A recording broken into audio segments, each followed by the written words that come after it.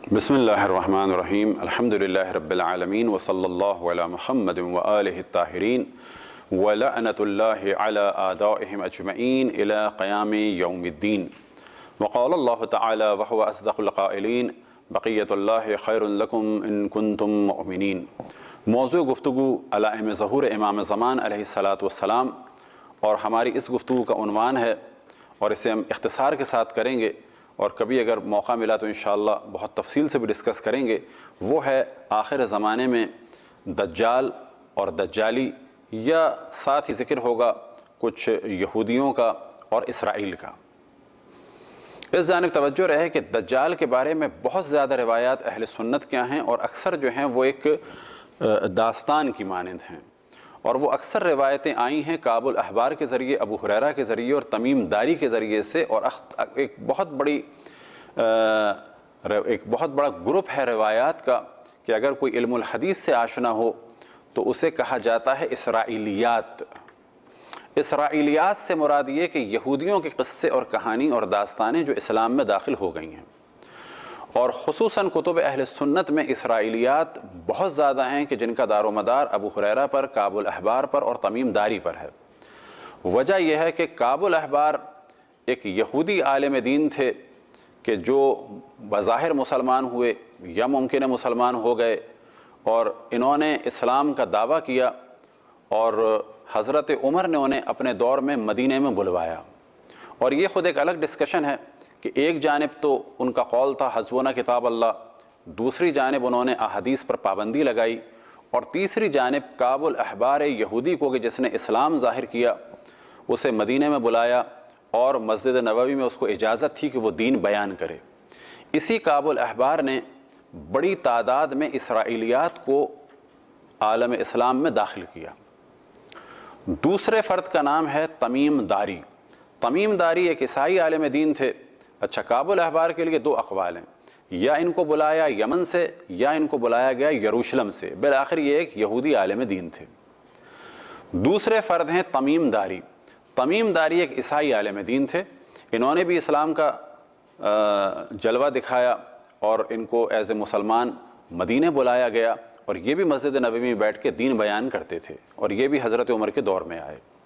تیسرے فرد ہیں جناب ابو ہریرہ، جو ان دونوں کے شاگرد ہیں، لیکن یہ رسول اللہ صلی اللہ علیہ وسلم کی زندگی ہی میں ایمان لا چکے تھے، اور کچھ اسرائیلیات انہوں نے بیان کی۔ تو دجال کے بارے میں جو بہت زیادہ گفتگو ہے وہ کتب اہل سنت میں ہے، اور عام طور پر بہت زیادہ قصے اور کہانیوں کے ساتھ ہے، کیونکہ وہ عام طور پر اسرائیلیات ہیں۔ کتب شیعہ میں دجال کے بارے میں گفتگو ہے، لیکن اتنی زیادہ نہیں ہے، اتنی زیادہ اس کو اہمیت نہیں دی گئی کہ جتنی کتب اہل سنت میں ہے۔ یہ ایک مسلم موضوع ہے۔ مثال کے طور پر ہمارے یہاں سفیانی کے بارے میں، خراسانی کے بارے میں، یمانی کے بارے میں، البتہ یہ سارے موضوعات بھی کتب اہل سنت میں موجود ہیں۔ دجال کے بارے میں عام طور پر جو نظریہ دیا جاتا ہے وہ بالکل ایک بہت زیادہ عجیب و غریب نظریہ دیا جاتا ہے، لیکن دجال کے بارے میں جو خود ہمارے یہاں اہم روایتیں ہیں، اور ہم نے پھر عرض کیا کہ جو ہم گفتگو کر رہے ہیں بہت ہی اختصار کے ساتھ اس وقت کر رہے ہیں، اور گفتگو کو بہت زیادہ طویل بھی نہیں کرنا چاہ رہے، ایک آسانی کے ساتھ ہم چاہتے ہیں گفتگو ہو۔ تو دجال کے بارے میں جو گفتگو ہے اس میں ایک تو اس کی خصوصیت یہ ہے کہ اس کی ایک آنکھ ہوگی۔ ایک آنکھ سے مراد یعنی واقعاً اس کی فزیکلی ایک آنکھ ہوگی، تو یہ بھی پاسبل ہے، کیونکہ بعض لوگ ایک آنکھ کے ساتھ پیدا ہوتے ہیں۔ ایک آنکھ اس کی پیشانی میں ہوگی، یہ بھی فزیکلی پاسبل ہے، اور یہ بھی ممکن ہے کہ اس زمانے میں کوئی اس کے ڈیوائس ایسی لگی ہوئی ہو یہاں پر، اور اس کے ذریعے سے کوئی جاسوسی کا کام کیا جاتا ہو، یہ بھی پاسبل ہے۔ اسی طرح سے یہ کہ وہ یہودی ہوگا، کہاں کا ہوگا تو مختلف اقوال ہیں، اور ان میں سے ایک مشہور قول یہ ہے کہ وہ اصفہان کے محلہ یہودیہ سے ہوگا، اور بلا شک اس وقت ایک بہت بڑی تعداد ہے یہودیوں کی اصفہان میں۔ پھر یہ کہ اس کا ایک مرکب ہوگا، مرکب سے مراد یہ کہ اس کی ایک سواری ہوگی کہ جس کا ہر قدم جو ہے وہ 1 میل کا ہوگا۔ ہر قدم 1 میل کا ہوگا، اس کو ڈسکس کیا جا سکتا ہے، یعنی اس طرح سے 1 میل کا قدم ہوگا، کوئی چیز ہوگی جو ایسے چلے گی، تو یہ بعید ہے، جدید ٹیکنالوجی کے حساب سے 1 قدم 1 میل کا ہوگا۔ اس سے مراد یہ لی جا سکتی ہے کہ عام طور پر جب کہتے ہیں کہ 1 قدم، تو 1 قدم 1 سیکنڈ میں اٹھتا ہے، یعنی 1 سیکنڈ میں 1 میل اس کی سواری کی رفتار ہوگی۔ اب اگر 1 سیکنڈ میں 1 میل ہے تو اس کے معنی ہوئے کہ 1 منٹ میں اس کی رفتار ہوگی 60 میل۔ 1 منٹ میں 60 میل ہوگی تو 1 گھنٹے میں کتنی ہوگی اس کا حساب لگائیں، 1 دن میں کتنی ہوگی اس کا حساب لگائیں۔ تو یہاں پر مراد ہو سکتی ہے کہ اس کی ایک سواری ہو جو بہت تیز ہو۔ اب یہ سواری بہت تیز ہوگی یا یہ کہ سواری اس قسم کی ہوگی جو 1 میل کا اس طرح سے قدم اٹھائے گی، تو اس کے معنی ہوئے کہ جو سواری 1 میل اگر قدم اٹھائے تو اس کی ٹانگ، اس کا مطلب ہے کم سے کم 1.5 میل کی تو ہو تاکہ وہ 1 میل اس طرح قدم اٹھائے۔ تو یہ ایک تقریباً عجیب سی بات لگتی ہے۔ ممکن ہے کہ اس کی سواری ہو رفتار کے اعتبار سے تیز، وہ دعوی خدائی کرے گا۔ اسی طرح سے یہ کہ وہ سمندر کی تہ تک بھی جائے گا، آسمان کی بلندی تک بھی جائے گا۔ اس سے بھی پتہ چلتا ہے کہ وہ اس کے پاس ممکن ہے بہت زیادہ فیسلٹیز ہوں، آبدوز ہوں، مختلف قسم کے جہاز یا طیارے ہوں، اور ممکن ہے کہ جب کہا جاتا ہے کہ وہ اصفہان کا ایک یہودی ہو تو اصفہان کے بعض افراد جو اس وقت دنیا بھر میں پھیل چکے ہیں وہ یہودی بھی ہیں، ان میں سے اسی فیملی کا ایک فرد ہو کہ جو ظہور سے پہلے بہت بڑا تاجر ہو، اس کی بڑی بڑی کمپنیز ہوں، اور پھر یہ کہ بعض جگہ بیان ہوا کہ وہ رقص و موسیقی کو نشر کرے گا، ممکن ہے اس کا میڈیا میں بہت دخل ہو۔ ایک آنکھ سے کیا مراد ہے، بعض دفعہ لوگ ڈالر کا ذکر کرتے ہیں، تو وہ جو باتیں کی جا چکی ہیں ان کو تو ہم ڈسکس نہیں کر رہے، اس کے لیے آپ دوسرے بعض جو موضوعات ہیں وہاں آپ تحقیق کریں، لیکن جو باتیں روایات میں بیان ہوئی ہیں ہم فقط انہیں ڈسکس کر رہے ہیں، کیونکہ اگر ان سارے موضوعات کو ڈسکس کریں اور یہودی اور دجال کے بارے میں احتمالات پر ڈسکس کریں تو وہ تو ممکن ہے کہ کئی گھنٹوں کا پروگرام اس پہ کیا جا سکے اور ساری کی ساری بات فقط سوچ پہ چل رہی ہو کہ یہ بھی ممکن ہے اور یہ بھی ممکن ہے اور یہ بھی ممکن ہے۔ اب وہ اس کے بعد وہ دنیا کے سامنے پیش کرے گا کہ میرے ہاتھ میں جو ہے وہ میں زندہ بھی کر سکتا ہوں، مار بھی سکتا ہوں، اسی طریقے سے میرے ہاتھ میں رزق ہے۔ تو محسوس ہوتا ہے کہ ممکن ہے اس کے پاس بہت زیادہ ٹیکنالوجی بھی ہو اور بہت زیادہ وہ اکنامیکلی پاورفل ہو اور آخر زمانے میں لوگوں کو بہکائے۔ اسی طرح بیان ہوا کہ اس کے ساتھ گانے والیاں ہوں گی، رقص اور موسیقی ہوگی، تو محسوس ہوتا ہے کہ ممکن ہے کہ وہ میڈیا کے ذریعے سے لوگوں کو بہکائے۔ کہاں پر قتل ہوگا؟ تو روایتوں میں نقل ہوا کہ یہ قتل ہوگا لد کے مقام پر، اور لد کی جانب توجہ دیں کہ لد ایک پورا شہر ہے اس وقت اسرائیل میں، تو ممکن ہے کہ یہ وہاں پر بھاگے اور وہاں پر مارا جائے۔ کس کے ہاتھوں مارا جائے گا؟ تو بعض جگہ بیان ہوا حضرت عیسیٰ کے ہاتھوں، اور بعض جگہ احتمال ہے خود امام زمان علیہ السلام کے ہاتھوں۔ لیکن یہ بھی ایک فتنہ ہوگا کہ جو ختم ہو جائے گا، لیکن جتنا اس کے بارے میں سوچا جاتا ہے، جتنا اس کو بڑھایا جاتا ہے، اور دجال کے معنی کیا ہیں؟ دجال نام نہیں ہے، دجال یعنی دھوکے باز، فریبی آدمی۔ تو یہ تھی مختصر گفتگو دجال کے بارے میں۔ اب کچھ ہم گفتگو کریں کہ اس زمانے میں یہودیوں کا کیا عالم ہوگا۔ تو بہت زیادہ ہم ڈسکشن نہیں کریں گے، جو اہم موضوعات ہیں اور جو اس وقت لوگوں کے سامنے نہیں آئے ہیں۔ ایک روایت مولا امیر المومنین علیہ السلام سے نقل ہوئی، بحار الانوار میں ہے، صفحہ نمبر 290 میں، اور وہ یہ کہ کشف الہیکل، ہیکل سے مراد جو حضرت سلیمان نے عبادت کی جگہ بنائی تھی وہ ظاہر ہو جائے گی، کہ جو ان کا دعویٰ بھی ہے کہ نیچے کوئی جگہ ہے، تو بالآخر ایک روایت میں نقل ہوا ہے، ابھی روایت کس حد تک صحیح ہے یا ضعیف ہے کیا ہے، بالآخر روایت میں نقل ہوا ہے کشف الہیکل۔ اب یہاں پر یاد رکھیں، ایک نظریہ لوگوں کے ذہن میں یہ ہے کہ امام زمان علیہ السلام آئیں گے، لوگوں کو قتل کریں گے اور ماریں گے۔ یہ کسی بھی نبی اور امام نے ایسا نہیں کیا۔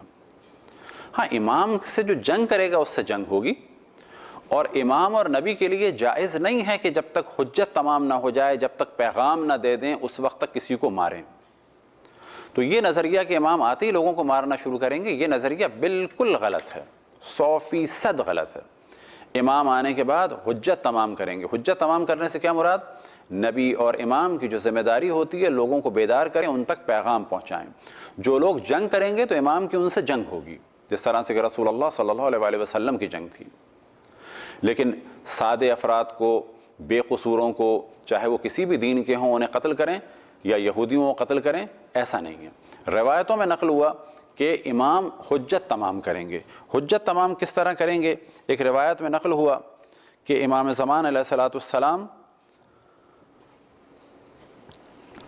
یہودیوں کے سامنے تورات پیش کریں گے۔ اب یہ تورات کہاں سے نکلے گی؟ تو بعض روایتوں میں ذکر ہوا۔ اب یہ روایت بھی کتب اہل سنت میں ہے، اور اس روایت کو نقل کیا ہے کعب نے رسول اللہ سے۔ کعب سے مراد وہی کعب الاحبار،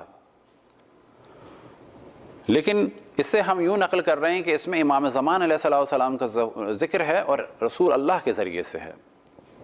اور اس روایت میں اسرائیلیات کا جلوہ نہیں ہے کہ یہ کہا جائے کہ کعب الاحبار نے اپنے سابقہ نظریات اس میں بیان نہیں کیے، اور ایک حد تک محسوس ہوتا ہے کہ یہ بات صحیح ہو، لہٰذا اگر صحیح بات ہے تو وہ کسی کی بھی نقل کی جا سکتی ہے، نہ یہ کہ کعب الاحبار کا نظریہ۔ وہ کیا ہے کہ رسول اللہ صلی اللہ علیہ وسلم نے فرمایا یستخرج تابوت سکینہ من غار انطاکیہ، کہ امام مہدی علیہ السلام جو ہیں انطاکیہ کی غار سے۔ انطاکیہ کی غار کون سی ہے؟ اس کے بارے میں کہا جاتا ہے وہ غار کے جس میں اصحاب کہف ہیں، اور یہ غار کہاں ہے؟ انطاکیہ میں۔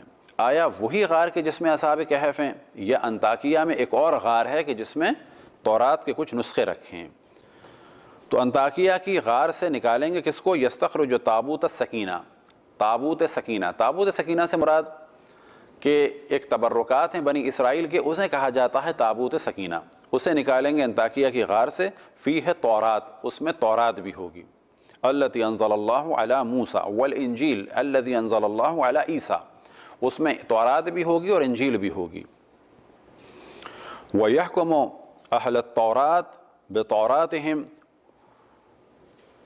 وَبَيْنَ أَهْلِ الْإِنجِيلِ بِإِنجِيلِهِمْ، اور امام مہدی علیہ السلام تورات کے ذریعے، اس تورات کے ذریعے سے کہ جو نکلے گی، اب ظاہر ہے اگر وہ تورات نکلی تو وہ ان کے سامنے پیش کی جائے گی، پھر یہودی اس کو مانیں گے۔ آج کل کا جدید جو طریقہ ہے، اس کے بعد ممکن ہے اس کو چیک کیا جائے، اس کی عمر کو دیکھا جائے، وہ جو طریقہ ہوتا ہے اس میں کاربن کو دیکھا جاتا ہے، جس سے کہ اندازہ لگایا جا سکتا ہے کتنے سال پرانی ہے۔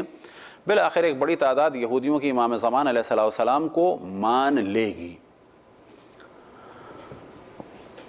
یہ روایت تھی کعب الاحبار سے، اس میں ذکر ہے غار انطاکیہ کا۔ دوسری ایک روایت نقل ہوئی، اور یہ روایت نقل ہوئی ہے ملاحم میں، اور یہ ان سلیمان بن عیسیٰ سے نقل ہوئی ہے۔ قال بلغنی انہ علی ید المہدی یظہر تابوت السکینہ، یہ بھی تقریباً وہی موضوع ہے کہ تابوت سکینہ جو ہے وہ امام مہدی علیہ السلام لائیں گے، اور تابوت سکینہ کے بارے میں ہم گفتگو کریں کہ تابوت سکینہ سے مراد بنی اسرائیل کا ایک صندوق ہے، ایک تابوت ہے، اس میں ان کے تبرکات ہیں۔ لیکن اس روایت میں یہ ہے کہ یہ تابوت لے کے آئیں گے وہ بحیرہ طبریہ سے۔ بحیرہ طبریہ کہاں ہے؟ اگر آپ گوگل میں سرچ کریں تو بالکل فلسطین کے بیچ میں آج کل اسرائیل کی طرف ایک چھوٹا سا سمندر یا ایک جھیل ہے، اسے کہا جاتا ہے بحیرہ طبریہ۔ اور بعض جگہ یہ بھی امکان ہے کہ یہ بحیرہ طبریہ خشک ہو جائے گا، اور اس وقت اس کا پانی کم ہونا شروع ہو چکا ہے، اور ممکن ہے وہ دوبارہ بھر جائے۔ ہم نہیں کہتے کہ یہ خشک ہو رہا ہے اب امام آنے والے ہیں، ممکن ہے ابھی خشک ہو رہا ہے، خشک سالی ہو، یا کوئی ڈیم بنایا گیا ہو، تھوڑے دن میں ممکن ہے کہ دوبارہ وہ بھر جائے۔ لیکن بالآخر ایک روایت میں اس قسم کا ملتا ہے کہ تابوت سکینہ کو امام زمان علیہ السلام نکالیں گے بحیرہ طبریہ سے، یہاں تک کہ حتی یحمل فیوضع بین یدیہ، یہاں تک کہ وہ نکالا جائے گا اور امام زمان علیہ السلام کے سامنے ہوگا، اور اس کو لایا جائے گا بیت المقدس۔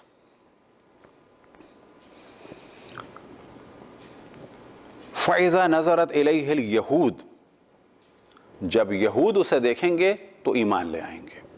الا قلیل لوگ ایسے ہوں گے جو ایمان نہیں لائیں گے، اکثریت ایمان لے آئے گی۔ تو یاد رکھیں کسی بھی اور نبی کا یہ کام نہیں ہے کہ آتے ہی لوگوں کو قتل کرنا شروع کر دیں، یہ نظریات بالکل غلط ہیں، اور امام زمان علیہ السلام کی یہ توہین ہے۔ ہاں بعض روایتوں میں بیان ہوا ہے کہ انہیں دلیل کی ضرورت نہیں ہوگی، وہ ان کا جو حکم ہوگا وہ حضرت سلیمان کی مانند ہوگا بغیر دلیل کے۔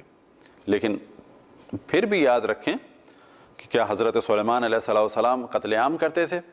تو امام زمان علیہ السلام کے بارے میں یہ کہ وہ آتے ہی لوگوں کو قتل کرنا شروع کر دیں گے، یہ نظریہ مناسب نہیں ہے۔ البتہ ممکن ہے کہ بعض دینداروں کے ساتھ وہ سختی کریں اور ان سے سوال کریں کہ تم نے صحیح کام کیوں نہیں کیا، لیکن عام افراد کہ جو نہیں جانتے انہیں بھی ڈیوائیڈ کیا جائے گا، جو نہیں جانتے اس وجہ سے کہ ان تک پیغام نہیں پہنچا یا یہ کہ انہوں نے جان بوجھ کے نہیں کیا۔ لیکن ہر صورت میں امام زمان علیہ السلام حتیٰ یہود کے سامنے بھی ان کی تورات کو اور عیسائیوں کے سامنے انجیل کو ان کے سامنے رکھیں گے اور ایک بڑی تعداد ایمان لے آئے گی۔ ایک موضوع وہ ہے حضرت عیسیٰ علیہ السلام کے حوالے سے کہ انبیاء میں سے حضرت عیسیٰ علیہ السلام کے بارے میں تو مسلم نظریہ ہے اور یہ قرآن سے نظریہ ہے کہ نہ وہ قتل ہوئے، نہ وہ صلیب پہ چڑھے، وہ اس وقت زندہ ہیں۔ حتیٰ جو عیسائی نظریہ رکھتے ہیں کہ وہ قتل کیے گئے اور 3 دن کے بعد وہ دوبارہ زندہ ہوئے اور اب وہ زندہ ہیں، ہم میں اور ان میں فرق یہ ہے کہ وہ اصلاً قتل ہی نہیں ہوئے، وہ زندہ تھے اور زندہ ہیں۔ لیکن سب سے اہم موضوع یہ ہے کہ اگر روایات شیعہ اور سنی کو دیکھا جائے کہ حضرت عیسیٰ علیہ السلام زندہ ہیں، وہ کیا کریں گے آ کے، تو ہر جگہ جواب یہ ملتا ہے کہ وہ امام مہدی علیہ السلام کی آ کر نصرت کریں گے، خدمت کریں گے، ان کے پیچھے نماز پڑھیں گے، اور جو سب سے اہم خدمت ہے وہ کیا ہے، اور واضح محسوس ہوتا ہے کہ واقعاً یہی ہدف ہے حضرت عیسیٰ علیہ السلام کی زندگی کا کہ اس زمانے میں دنیا کی ایک بہت بڑی پاور عیسائیوں کی ہوگی اور اس بہت بڑی پاور کو آ کے کنٹرول کریں گے حضرت عیسیٰ علیہ السلام اور حجت کو تمام کریں گے، اور یورپ امریکہ کی بہت بڑی تعداد جو عیسائی ہوگی وہ حضرت عیسیٰ کو دیکھ کر ان کے حکم پر عمل کرتے ہوئے امام زمان علیہ السلام کی اطاعت کرے گی۔ اور وہ حضرت عیسیٰ کے جن کی شان یہ ہے کہ بہت ہی نرم دل تھے، وہ دشمنان خدا کا قتل کریں گے۔ اور یہ والا موضوع خود بائبل میں بھی ڈسکس ہوا ہے کہ یہ نہ سمجھو کہ میں رحمت کے ساتھ آؤں گا بلکہ میں تلوار کے ساتھ دوبارہ آؤں گا۔ تو حضرت عیسیٰ علیہ السلام کیا کام انجام دیں گے، یہودیوں کے ساتھ کیا ہوگا، یہ سب آپ کے سامنے ڈسکس ہوا۔ انشاءاللہ کچھ اور موضوعات کو ڈسکس کریں گے، اس وقت تک کے لیے اجازت دیں۔ وصلی اللہ علی محمد وآلہ الطاہرین ولعنۃ اللہ علی اعدائہم اجمعین الی قیام